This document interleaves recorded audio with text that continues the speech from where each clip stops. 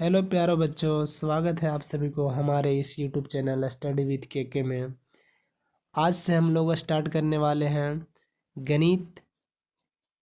और यह Bihar board 10th class का गणित है और यह एमसीक्यू के रूप में हम करने वाले हैं, क्योंकि अब बोर्ड एग्ज़ाम में एमसीक्यू भी आते हैं और इसकी मात्रा बहुत ज़्यादा है। लगभग 50 प्रश्न एमसीक्यू के आते हैं।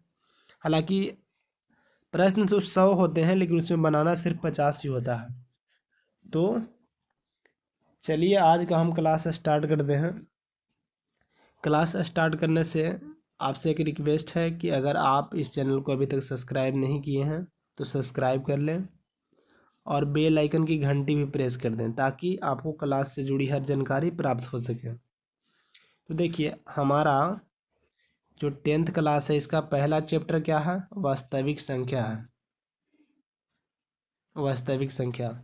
जो बच्चे इससे पहले पढ़ाई कर चुके हैं इस चैप्टर को, तो वह रिवीजन के व्यू से इसको देखें और उनको ज़्यादा फ़ायदामंद भी होने वाले हैं, क्योंकि उनका बस रिवीजन करने के लिए रह जाएगा। लेकिन जो जिनको नहीं आता है एलसीएम एचसीएफ वगैरह निकालने के लिए, तो वह ध्यान से देखें और जैसा बताया जाए वैसा बनाने की कोशिश करें।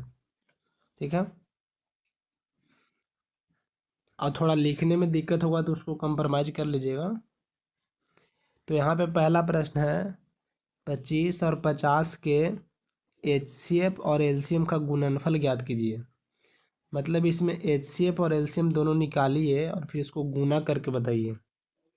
तो देखिए, एचसीएफ और एलसीएम का जो गुणनफल होता है ना, वह हमेशा जो संख्या दिया जाएगा वह संख्या के गुणनफल के बराबर होता है। जैसे एक संख्या क्या है? 25 है और दूसरी संख्या 50 है। तो इन दोनों को गुना करने से जो आएगा वही इसका एचसीएफ और एलसीएम के गुना करने से भी आएगा। तो हम एचसीएफ और एलसीएम क्यों निकालने जाएं? इसको ही गुना कर देते हैं। तो इसको ही गुना कर दीजिए। देखिए, 25 गुने 50 कितना हो जाएगा? तो 25 बचे 125 और जीरो के जीरो, तो 1250 हो गया। तो ये देखिए ऑप्शन बी में दिया गया है कि नहीं। अब यहाँ आंसर भी दिया गया है बी, तो इसका आंसर ऑप्शन बी सही हो जाएगा। और इसको जो जो हम बता रहे हैं, इसको हमारे बताने से पहले आप खुद बना कर देखिए। और यह देखिए, यह लगभग कितना प्रश्न है? इसमें 50 प्रश्न है। इसमें आपसे कितना बनता है उसको आप कमेंट बॉक्स में स्कोर जरूर करिएगा। नेक्स्ट प्रश्न पे चलते हैं। देखिए, यहाँ पे प्रश्न है कि इनमें से कौन परिमेय संख्या है? तो परिमेय संख्या किसे कहते हैं? जो p बटे क्यू के रूप में हो, या p के रूप में हो, या फिर p बटे क्यू के रूप में हो, इसे परिमेय संख्या कहते हैं। ठीक ना। तो देखिए, √3 है, तो यह p के रूप में है, यह रूट के रूप में न है। तो रूट में जो संख्याएं रहती है और वह बाहर नहीं निकले, तो उसे क्या कहते हैं? उसे कहते हैं अपरिमेय संख्या। अपरिमेय संख्या। ठीक ना। और लेकिन जो रूट से बाहर होती है उसको क्या कहते हैं? परिमेय संख्या। तो यह तो नहीं होगा, इसमें परिमेय पूछा गया है। दूसरा ऑप्शन क्या है? दूसरा है √5 बटे √5, √5/5। तो यह भी नहीं होगा। बाकी आप चेक कर सकते हैं। देखिए, √5 क्या होता है ऐसा। और 5 को हम लिख सकते हैं √5 गुने √5। अगर इसको काटेंगे भी फिर भी √5 बच जाएगा, तो अपरिमेय ही है। लेकिन निकालना क्या है इसमें? परिमेय। तो यह भी नहीं होगा। यहाँ पर देखिए, √2 और √2 कट जाएगा। 22 पूर्णांक √2 बटे √2 दिया गया है, तो यह दोनों कट जाएगा, तो बच जाएगा 22। तो 22 क्या है? परिमेय संख्या है। या इसके ऊपर रूट नहीं ना है, तो यह परिमेय संख्या है। तो इसका आंसर क्या हो जाएगा? इसका आंसर हो गया क्या? इसका आंसर हो गया ऑप्शन सी। नेक्स्ट प्रश्न पे चलते हैं।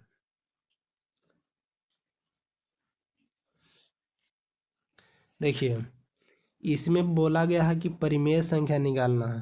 परिमेय तो √7 तो होगा नहीं, 2 और √7 तो यह भी नहीं होगा, यह भी नहीं होगा। डी नंबर होगा। यह कैसे होगा देखिए, √25 है बटा √49 है कि नहीं। तो है तो यह भी रूट में, लेकिन यह बाहर ना निकल जाएगा क्योंकि यह किसका वर्गमूल होता है, 5 का। 5 का वर्ग होता है ना, और यह 7 का वर्ग होता है। तो स्क्वायर जो होता है रूट से कट जाता है, इसलिए इसका आंसर 5/7 सही हो जाएगा।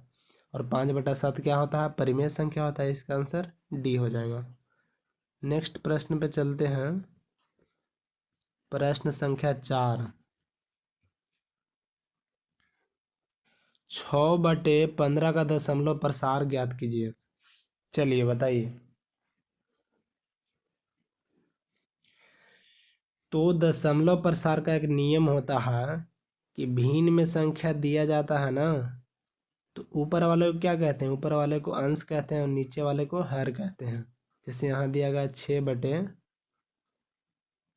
6/15, तो यह हर होता है, इसका हम अभाज्य गुणनखंड निकालते हैं।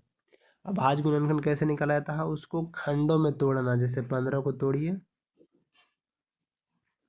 तो यह हो गया 3 से, लेकिन 1 मिनट यहाँ पे एक मिस्टेक होने वाला जो हम नहीं करने वाले हैं, करना चाहते हैं। देखिए यहाँ पर हमको दिख रहा है कि यह 3 से ऐसे भी कट जाएगा, तो 3 से कितना बार में कटेगा, 2 बार में, और 3 से या 5 बार में। तो यह तो ऐसे ही मिलेगा कि 5 आ गया। तो 5 अगर किसी भिन्न का हर है या फिर 2 है, तो उसका दशमलव प्रसार हमेशा क्या होता है, शांत होता है। तो इसलिए इसका आंसर सी होता है। बाकी इससे संबंधित जिनको कुछ नहीं आता है या नहीं पढ़े हैं, उनके लिए हम बता दे रहे हैं। देखिए शांत के लिए एक कंडीशन होता है कि अगर ऐसे भिन्न के रूप में दिया जाए, तो उनका आप क्या कीजिए ना कि हर का अभाज्य गुणनखंड ज्ञात कीजिए। जैसे मान लीजिए कि आप बताइए कि 5/20 का क्या होगा, तो 20 इसका हर है, इसको तो यह भी तो कट गया, मान लीजिए कि यह भी कट गया, 1/4 आ गया। तो 4 जो है इसको आप अभाज्य गुणनखंड ज्ञात कीजिए, मतलब इसको काटिए, तो 4 को 2 से काटेंगे तो 2 बार में, तो कट गया कि नहीं, अब तो नहीं कटेगा। तो यही अगर यह गुणनफल के रूप में 2 या 5 आए, क्या आए, 2 या फिर 5 आए, तो यह शांत होता है। लेकिन इसके अलावे कुछ आ जाए, जैसे में कि यहाँ पे ऐसा हो जाता कि 1/15 होता, तो 1/15 होता था, इसको काटते तो 3 × 5 आता कि नहीं। तो यहाँ पे क्या आ जा रहा है, 5 और 2 के अलावे आ जा रहा है 3। तो 5 और 2 के अलावा अगर कोई अंक आ जाए तो वह अशांत होगा, यह याद कर लीजिए या फिर कॉपी में इसको नोट कर लीजिए। शांत के लिए क्या है, 2 और 5 उसका अभाज्य गुणनखंड होना चाहिए, और अशांत के लिए 2 और 5 के अलावे कोई भी संख्या आ जाए तो वह शांत हो जाएगा। ठीक है, उम्मीद है समझ गए होंगे। चलिए नेक्स्ट प्रश्न पे चलते हैं। प्रश्न संख्या है, देखिए फिर वही प्रश्न है, अशांत इस बार निकालना है। तो इसके हर को हम क्या करेंगे, गुणनखंड करेंगे। तो इससे देखिए पहला है 17/18 था, 18 का गुणनखंड कीजिए, 2 से काटेंगे 9 बार में, 2 से नहीं कटेगा, 3 से कटेगा। अब 3 से 3 बार में, तो इसका गुणनखंड 2 और 3 आ गया, 2 और 5 के अलावे आ गया क्या, 3। तो इसका क्या होगा, अशांत होगा। तो पहला ऑप्शन ही सही हो जाएगा। नेक्स्ट प्रश्न है 6 नंबर, महत्तम समापवर्तक ए बी गुने लघुत्तम समापवर्तक ए बी बराबर क्या होगा। बोला गया है मतलब कि ए और बी दो संख्या है, ठीक ना, तो इसका एलसीएम और एचसीएफ का गुणनफल क्या होगा। तो किसी भी दो संख्या का एलसीएम और एचसीएफ का गुणनफल हमेशा उस संख्या के गुणनफल के बराबर होता है। तो इसका आंसर क्या हो जाएगा, दोनों संख्या गुना कर देंगे, ए गुने बी। तो कहाँ है ऑप्शन में, देखिए तो ऑप्शन सी में है। समझ में आया? देखिए समझिए एक बार फिर से कि दो संख्या अगर दिया जाए, उसका बोला जाए कि एलसीएम और एचसीएफ का गुणनफल क्या होता है। तो मान लीजिए कि दो संख्या यहाँ पर दिया गया है ए और बी, तो यह संख्या का गुणनफल ही एचसीएफ और एलसीएम का गुणनफल होता है। इसको ऐसे लिखेंगे, ए गुने बी, दो संख्या गुणनफल हो गया। तो यह होता है एचसीएफ गुने एलसीएम। इसको नोट कीजिए, कॉपी में नोट कीजिए। समझ में आया? दोनों संख्या का गुणनफल ही क्या होता है, एचसीएफ गुने एलसीएम। ठीक है, चलिए आगे चलते हैं। इसको नोट कर लीजिए। ए और बी क्या है, तो ए और बी संख्या है।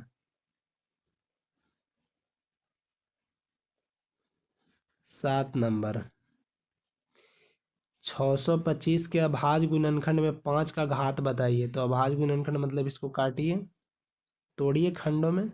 625 है, कितना से लगाएं, 5 से, क्योंकि दूसरा तो कटने वाला नहीं है। 3 से कटेगा, 3 से भी नहीं कटेगा, 5 से लगाइए डायरेक्ट। तब 5 से एक बार में 125 बार में कटा, फिर 5 से लगाइए तो फिर 25 बार में कटा, फिर 5 से तो 5 बार में। अब तो नहीं कटेगा। तो यह कितना घात आ गया, 5 का घात बोला गया है। तो 5 कितना आ गया, 1 1 2 3 4 बार 5 आया। तो इसको क्या लिखेंगे, 5 पर पावर 4। तो इसी पावर को हम घात बोलते हैं। यह तो पढ़ाई छठा सतों में ही करवाया जाता है, तो आप जानते ही होंगे। इसका घात कितना है बताइए, 5 का घात पूछा गया है, तो 5 का घात 4 है। तो इसका आंसर डी हो जाएगा। नेक्स्ट प्रश्न पे चलते हैं। दो परिमेय संख्याओं के बीच कितनी परिमेय संख्या होती है। तो यह तो अनंत होता है। इसको याद कर लीजिए कि दो परिमेय संख्याओं के बीच हमेशा अपरिमेय परिमेय संख्याओं की संख्या कितनी होगी, तो अनंत होगा। अब इसको निकालने के लिए आप 9th क्लास में पढ़े होंगे कि जितना निकालना होता है उससे एक बढ़ाकर गुना कर दिया जाता है और दोनों में भागा भी किया जाता है, तब परिमेय संख्या निकल जाता है। लेकिन इसमें बस यह पूछा गया है कि दो परिमेय संख्याओं के बीच कितनी परिमेय संख्या होती है। तो इसका आंसर अनंत। अनंत मतलब अनगिनत, जिसको हम गिन ही नहीं सकते। तो इसको नोट कर लीजिए कॉपी में, नोट कि दो परिमेय संख्याओं के बीच अनंत परिमेय संख्या होता है। कितना, अनंत। इसको नोट करो। नेक्स्ट प्रश्न पे चलते हैं। कर लिए नोट? ठीक है। नेक्स्ट प्रश्न है 9 नंबर। निम्न में से कौन परिमेय संख्या है। परिमेय संख्या मतलब रूट से बाहर होना चाहिए। तो देखिए, यह जो 49 है, यह 7 का वर्ग है और यह 8 का वर्ग है, और वर्ग से स्क्वायर कट जाता है। तो पहला ही परिमेय संख्या हो गया। तो इसका आंसर ए हो जाएगा। देख लेते हैं आंसर क्या दिया गया है। आंसर दिया गया है ए। ठीक है, समझ गए। देखिए 10 नंबर प्रश्न है। एक परिमेय संख्या और अपरिमेय संख्या का गुणनफल अपरिमेय संख्या हो सकता है। तो इसको प्रयोग कर लेते हैं। एक परिमेय संख्या, तो दो एक परिमेय संख्या है।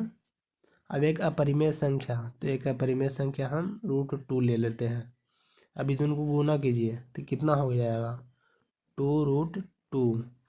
तो यह अपरिमेय संख्या आया कि नहीं, आ गया। तो हाँ, आ गया तो हाँ हो सकता है। ठीक है। 11 नंबर देखिए, दो परिमेय संख्या के बीच कितनी परिमेय संख्या हो सकती है।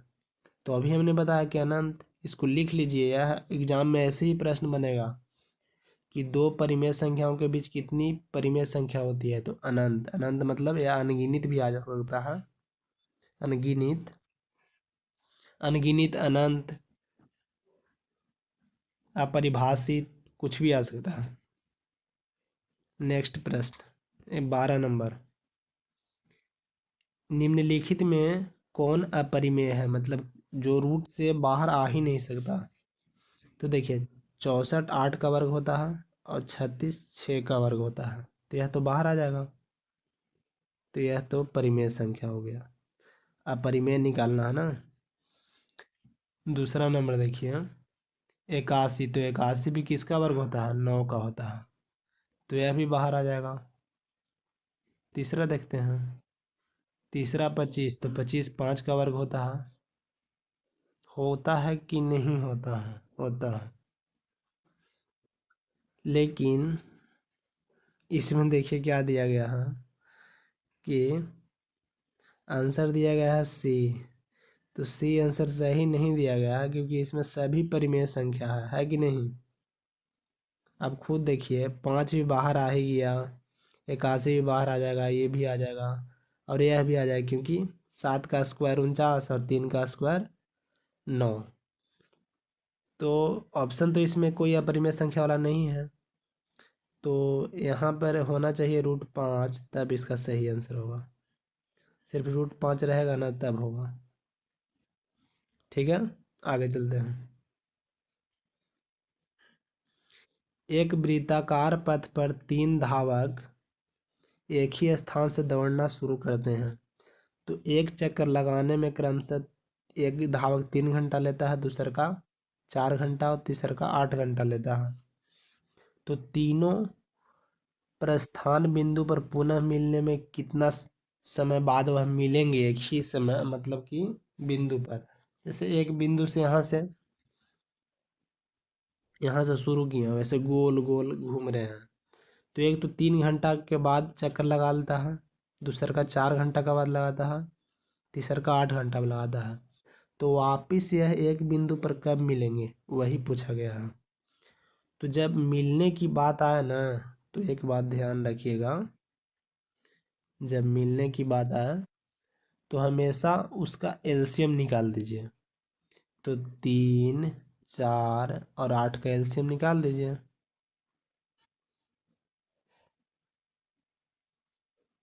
3 4 और 8 का एलसीएम निकालिए। तो 4 से लगा दें डायरेक्ट, क्या 3 का 3 रहेगा, अब यह 1 आया, अब यह 2 बार में कट जाएगा। तो कितना आ गया एलसीएम? 4 × 3 × 2, 4 × 3 = 12 और 12 × 2 = 24। तो 24 घंटा ऑप्शन में है क्या? 24 घंटा देखिए।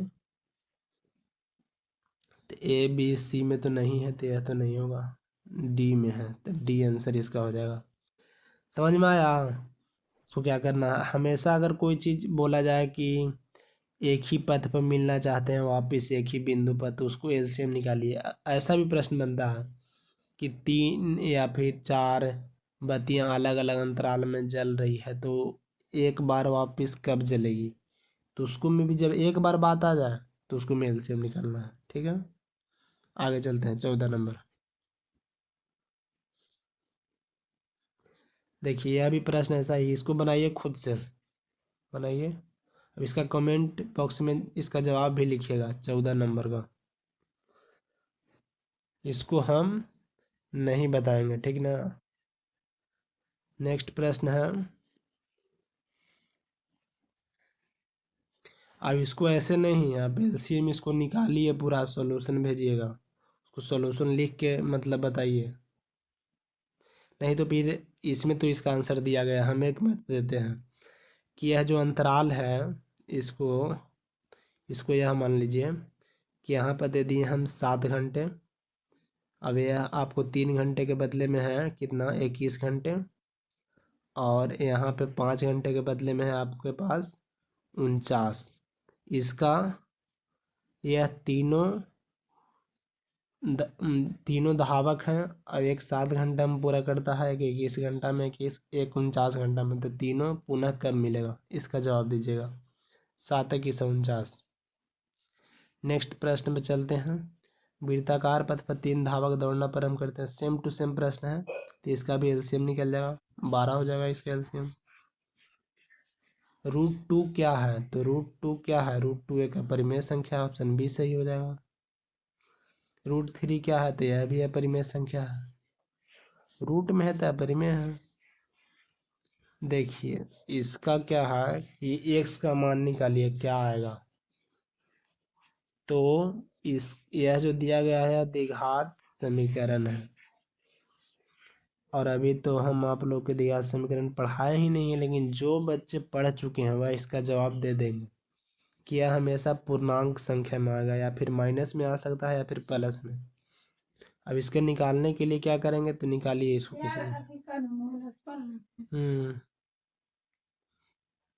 तो यहाँ पे इसको कैसे निकाला जाता है, इसका शॉर्टकट फार्मूला होता है ऐसे कि एक्स स्क्वायर माइनस 5x को 5x को ऐसे तोड़िए कि गुना करने से 4 हो जाए। पहले इन दोनों को गुना कीजिए, तो यहाँ पर कुछ नहीं है तो 1 है और यहाँ पे 4 है, तो गुना करने से 4 एक का हमेशा क्या होगा 4। तो बीच वालों को ऐसे तोड़िए कि इसको जोड़ने घटाने से 5 आना चाहिए और गुना करने से 4 आना चाहिए। तो देखिए इसको ऐसे कर देंगे हम, -4x माइनस एक्स, तो इसको गुना कीजिएगा तो कितना आ जाएगा, आएगा ना 4। देखिए नहीं समझ में आया ना, फिर से कर दें, एक्स स्क्वायर माइनस, इसको देखिए 4 को हम कैसे 5 को कैसे लिखेंगे, तो 4 प्लस 1, 5 हुआ कि नहीं, एक्स का मान एक्स लिख देते हैं प्लस 4। तो इसको गुना कीजिएगा 4 और 1 में तो 4 आएगा, और जोड़ेंगे तो 5 आ जाएगा। आ गया कि नहीं।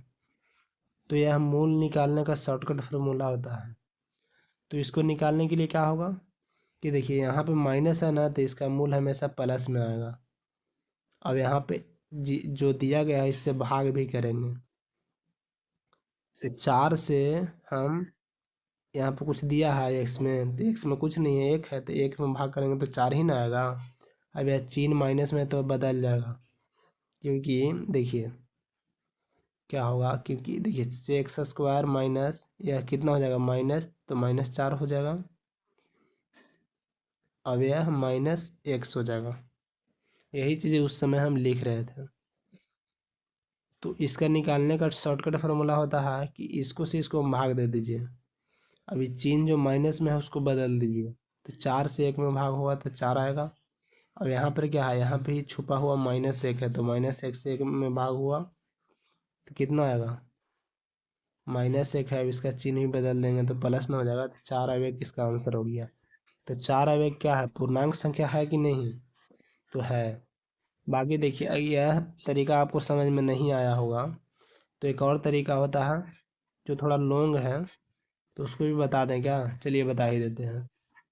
एक्स स्क्वायर -5x प्लस 4, तो यह क्या होता है द्विघात समीकरण करने में, ए होता है, और बी का मान कितना है, तो बी का मान -5 है, और सी का मान कितना है, तो 4 है। तो डी का मान निकालिए। देखिए यह जो फॉर्मूला है ना, यह बहुत लॉन्ग हो जाएगा। बी स्क्वायर -4ac होता है, तो बी कितना था, तो -5 था, -5 का स्क्वायर कीजिए। 4 गुने ए कितना था, 1 था, और सी कितना था, तो सी देख लेते हैं, सी कितना है, 4 है। ए का मान 1 है, सी का मान 4 है, तो 4 लिख दिए। तो 5 का स्क्वायर 25 हो गया, और 4 गुने 4 तो 16 हो गया, और घटा कितना आ गया, 9 आ गया। तो हमारा डी का मान आ गया 9। अभी इसके बाद होता है एक फार्मूला, एक्स बराबर -b प्लस माइनस √d/2a। अब इसमें बैठाइए, माइनस का माइनस और b का मान कितना है, देखिए ऊपर, तो -5 है, तो यहाँ लिखिए -5 प्लस माइनस √d कितना है, तो 9 है, और 2 गुने a का मान तो 1 ही था। अब देखिए यहाँ माइनस है, यहाँ भी माइनस है, यह हो जाएगा क्या, माइनस माइनस प्लस, तो 5 प्लस में हो गया प्लस -9/2। अब इसको एक बार जोड़ना होता है, एक बार घटाना होता है, तो 5, 1 मिनट कुछ मिस्टेक हो रहा है क्या, देखिए मिस्टेक क्या हो रहा है कि यहाँ पे रूट में 9 है, तो यहाँ पे कितना होगा, बाहर आएगा तो 3 न बच जाएगा।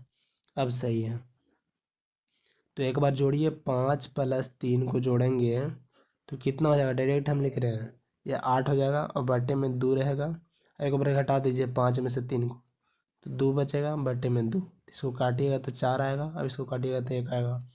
वही आंसर आया, लेकिन कितना लॉन्ग तरीका है। तो ऐसे 10th क्लास में ऐसे ही पढ़ना है, लेकिन यह जो बताए हम ऊपर में वह समझ में नहीं आया होगा ना, तो उसको थोड़ा 1-2 बार देख लीजिएगा। यह बहुत शॉर्टकट तरीका है। ठीक है, तो समझ गए होंगे। चलिए अगले प्रश्न पे चलते हैं। कितना प्रश्न कर रहे थे हम लोग? 18 नंबर कर लिए, 19 पर। परिमेय संख्या 3√3 क्या है? तो यह एक अपरिमेय संख्या है, तो अपरिमेय संख्या इसका आंसर लगा दीजिए बी। देखिए यह भी अपरिमेय संख्या है। जब कोई संख्या रिपीट करे ना लगातार क्रम में नहीं, तो अपरिमेय संख्या ही होता है। जैसे एक, यहाँ पे देखिए 1 2 1 2 1 कर रहा है, फिर 1 2 1 फिर है, लेकिन फिर देखिए 1 1 2 हो रहा है, फिर 1 1 1, मतलब अलग अलग हो रहा है रिपीट, तो यह परिमेय संख्या होता है। पाई बटे 2, तो देखिए कोई भी अपरिमेय संख्या में अपरिमेय संख्या से भागा हो, गुना हो, जोड़ हो, तो वह हमेशा अपरिमेय संख्या होता है।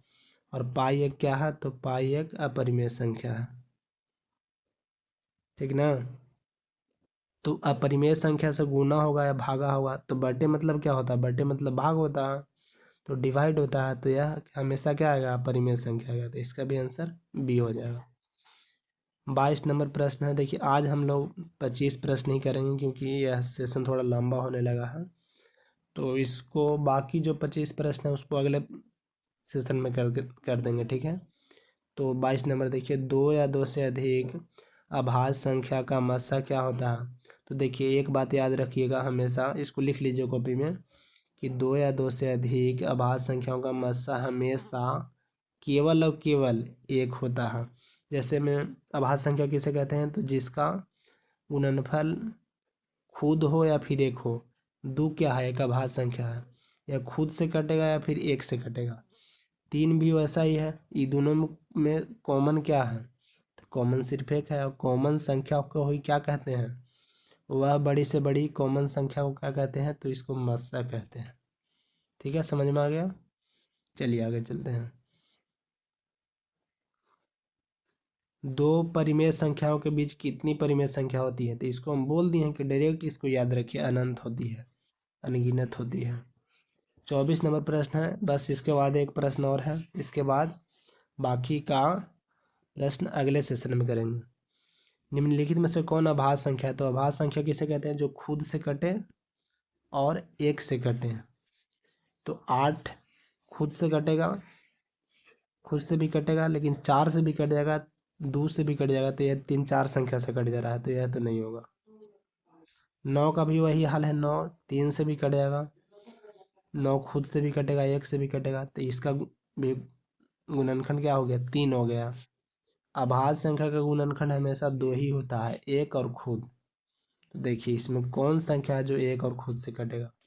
तो यह 11 है। 11 एक से कटेगा या खुद से कटेगा, इसके अलावा कोई संख्या से नहीं कटेगा। इसका आंसर सी हो जाएगा। नेक्स्ट देखिए 25 नंबर प्रश्न है, और आज का यह लास्ट प्रश्न है। दो संख्याओं का एचसीएफ और एलसीएम इतना है, तो इसका गुणनफल बताइए। यह पहला प्रश्न ही था, तो इसका आंसर कितना हो जाएगा? 1250। तो आज हमने 25 प्रश्न किए हैं। आपको यह सेशन कैसा लगा, और आपने 25 प्रश्न में से कितना सही किया, यह कमेंट बॉक्स में जवाब दें। और कोई भी बच्चा अगर हमारे कोचिंग देख रहे हैं तो वह कमेंट जरूर करें। ठीक ना? तो मिलते हैं अगले वीडियो में नेक्स्ट पार्ट 2 के साथ।